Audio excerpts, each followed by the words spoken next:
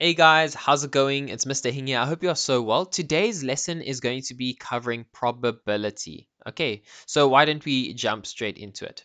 When we are asked about probability, okay, the answers that we can give are either in percentage form, for example, 50%, decimal form, 0.50, or fraction form, which is a half.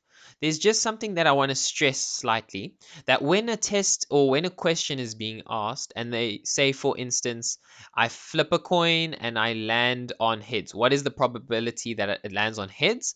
You'll generally use a fraction as your answer, okay? Just because it makes more sense because there's one out of two chances, all right? So it's nicer to answer with a fraction. But if the question does ask you to specify a percentage form or a decimal form in the question, please do go ahead and answer appropriately. So that's just something that I wanted to bring to your attention first. Okay, let's have a look at the definitions within probability. So, firstly, we have an event. An event is something that occurs. Okay, and then we have the word outcome. An outcome is the result of an experiment. So, if I flip a coin and I land on heads, that is one outcome. Okay, it's the result of that experiment. And then, lastly, probability means the likelihood. So, how likely is it for something to happen? So the likelihood of something happening. Okay.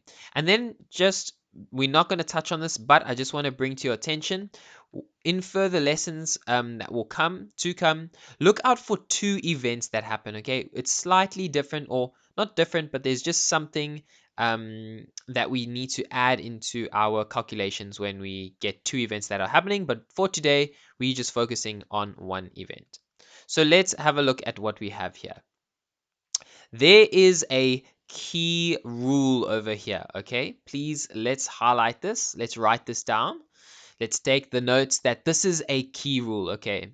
So generally, this is something that you're going to use like 90% of the time to calculate the probability of a question that they are asking, okay? So let's have a look. What did I say? I said the favorable outcomes, okay? So the favorable outcomes becomes the numerator, okay? It becomes the numerator, so it goes on top of the division line, and then all your possible outcomes will go at the bottom. So I just made it a bit simpler rather than having all these fancy, not so fancy words. Okay, so the top basically means the outcome you desire. All right, so let's say, for instance, well, I'll get to the example now. So it's the outcome you desire, okay? It's what you are wanting to happen. It's the outcome you are wanting, all right? Divided by all the possible outcomes that there are. All right. So let's quickly have a look at this example and then it will make more sense. So let's have a look at this example. In a single event, so it just means this is happening once.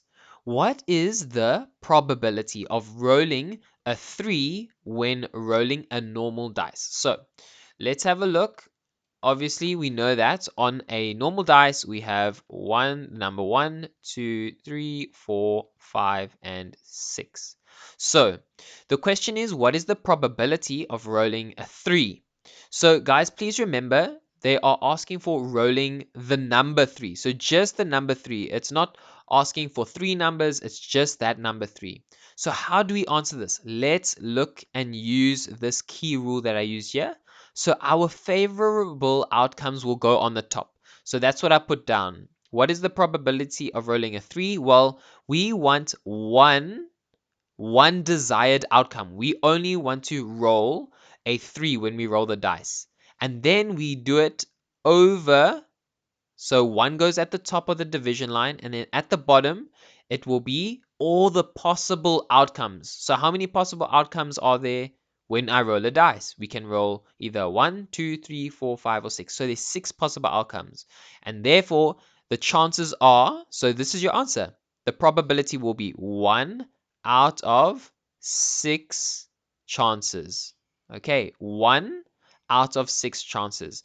Please do not write 3 over 6, which some people could write. Okay, so I'll just recap that quickly and then we can move on. What is the probability of rolling 3 when rolling a normal dice? Our desired outcome is one number. So our favorable outcome, our desired one is 1. One number is our desired outcome over all the possible outcomes, which is 6. Okay, let's have a look at some examples and then maybe it will become a bit more clearer to you. Okay, so let's have a look. What event is happening firstly? So it's the probability of rolling an even number. So on a dice, how many even numbers are there? So let's have a look. I'll write them out. 1, 2, 3, 4, 5, and 6. So let's circle the even numbers. So there's 2, 4, and 6. So on a dice, there are how many even numbers? There are 3 even numbers. Amazing. So what did we say? We put our desired or our favorable outcomes at the top of the division line. So here's our division line. So it's going to be 3 desired outcomes over the possible 6 outcomes. Okay, I'll say that again. So it is the 3 desired outcomes over the 6 possible outcomes, and that is literally your answer.